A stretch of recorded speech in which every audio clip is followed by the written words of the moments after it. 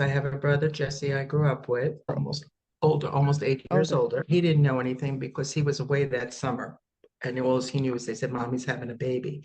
But they had sent him down to the Jersey Shore to visit some cousins. So he didn't know anything because, I did question. Interesting. It was actually a friend of my father's. He actually had been in the Navy and also in the CIA. Ah, So he did help me later on after my story starting to unravel.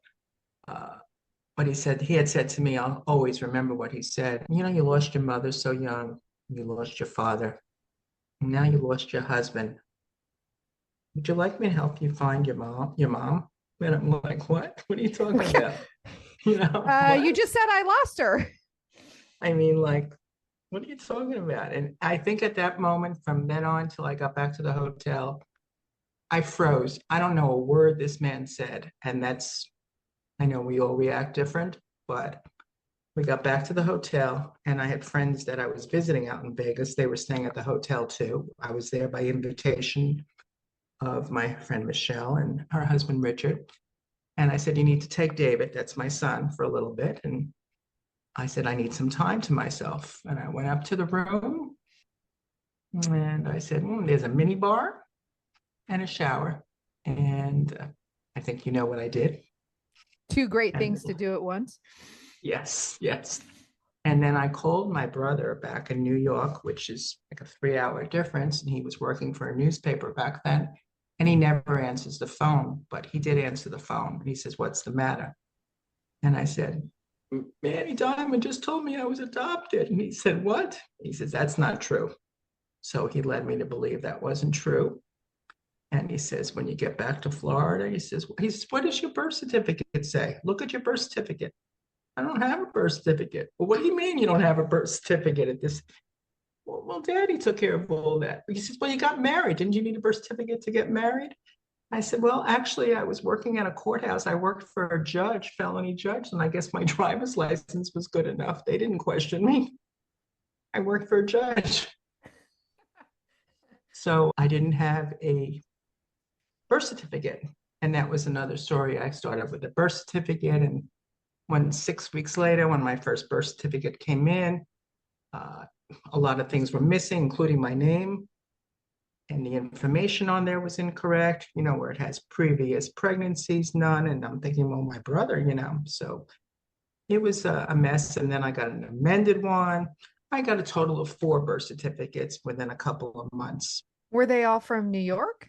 Yes, they were.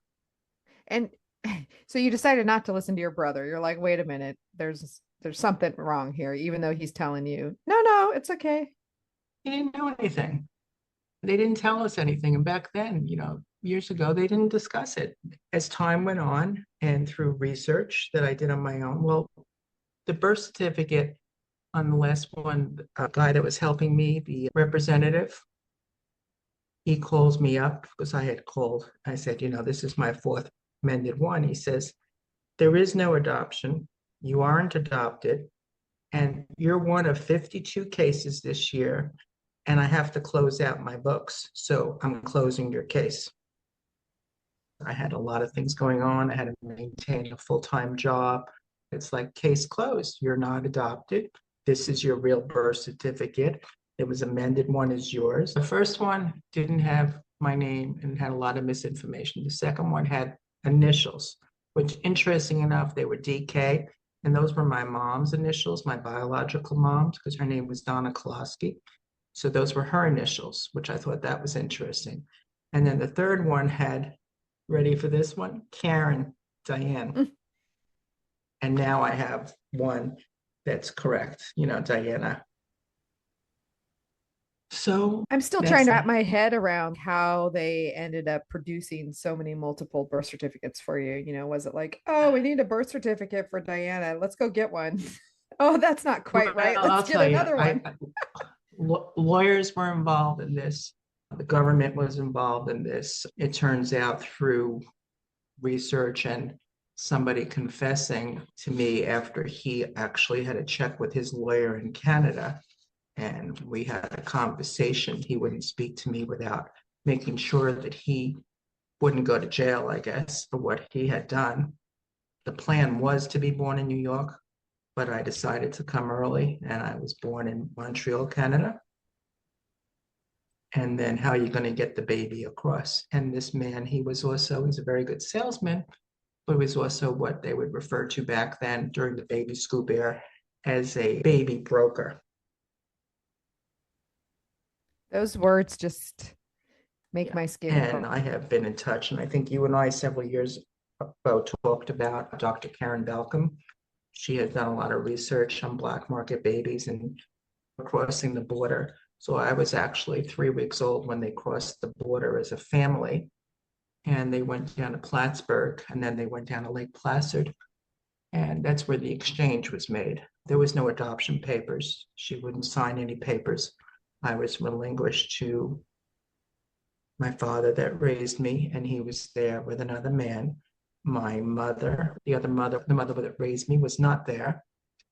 And again, it was for money. Basically, I was sold to this family. It was a business transaction. Money for her to go to college, money for her for some dental work, and money for a one-way ticket back to Vancouver, British Columbia.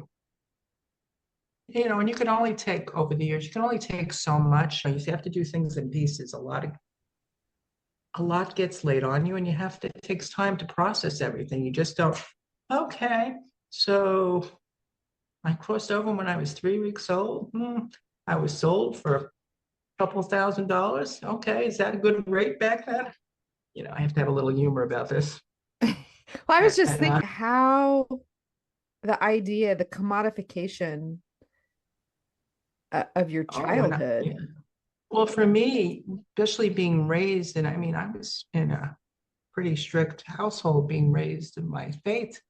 All of a sudden, it's just everything is just taken away. When I think of what, I married out of my faith and the guilt that I went through that, I said to my husband before I married him, I said, listen, you're Irish Catholic, I'm Jewish. So what we have to do is if you want to marry me, you're going to have to go to temple and the kids are going to have to go to temple.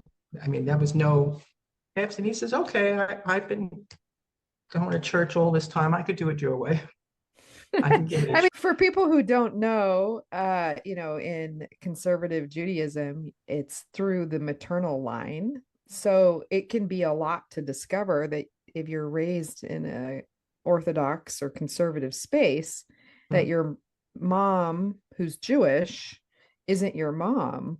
That comes into question a sense of identity that is you grow up with, knowing that you're Jewish because your mother's Jewish. mhm. Yes, I had a long talk with several rabbis about it, and I went through the whole process because it was also the time that my son was going to be getting bar mitzvah. So I went through, since I didn't know everything then, because I hadn't done my DNA at the time, so I still didn't know that I did have 10% Ashkenazi Jews. I went through the whole process of a conversion. I needed it, even though before I did my DNA, which would have covered me because I do have 10% on my biological mom's side, uh, I needed to do it for myself back then. Mm-hmm. Yeah, and that makes sense to me. It's an affirmation of identity. I grew up in a kosher home and everything, it was a lot to digest. Years later, got involved. It was years later, I got involved with the genealogy because the old way I used to go to the library, I used to go through records, newspapers, write letters. Uh, and then I didn't do my DNA testing until my results came in 2016. But before that, I did meet my mom's side of the family. My first meeting was in 1994 in Vancouver. I did get to meet my aunts. On the first visit, I got to meet my aunts, one uncle, and one aunt. There was one uncle I didn't meet on the first visit, but I did get to meet my grandma. And that was a lot to take in. We flew into Seattle, actually, and then we rented the car. We went over with the ferry, the boat. Mm. When I told my son was with me. I mean, I put him through all this, not even realizing. I said, we're just thinking this is a vacation. We're going to meet some new family. If we don't like them, we won't stay. How old was your son? When we first went the first time, he was 11. I think kids are flexible, but so I'm just I mean, trying to do this without DNA is just amazing that people get things done. So it must have been the attorney who sold you who had your mother's contact information or had information about who she was. Well, he didn't say much. I do have a recording that was left on those old answering machines that we used to have where you Yeah. actually, The well, he tape. actually left a message and I saved it. Yeah. I saved the message, What did it say? well, basically when he says, when the other man in Las Vegas found out, he said, I spoke to, and we know who your mother is. We know she lives in Vancouver. We know she's Ukrainian, Polish, and he's going to call you and fill you in. But he didn't call me for a while. And then when he did, because he had to speak to his lawyer, I guess it had been so many years, I guess he had to make sure that he wasn't going to go to jail. I just want to say when you're processing these things and you've got your detective hat on, if the person you're talking to is like, wait a minute, I got to talk to my attorney, which I had some of my relatives do that to me too. I'll call you back after I talk to my attorney. Boy, Oh, does I your had that brain quite a bit. go to spaces, right? Your head's all over the place with that comment. Well, I didn't realize, is there really a statute of limitations on something like this? But I don't know. It's another country. It had been over 40 years when he did that. So he probably was okay. Well, I personally think there should not be a statute of limitations on the sale of a human being. Because what he did, I'm sorry, even though he made it sound like he was helping, and I know there were other women that he had helped because I had met a few over my 30 years of research. It was quite, and he was quite an interesting man. He could probably sell you the Brooklyn Bridge. He was that type of a salesman.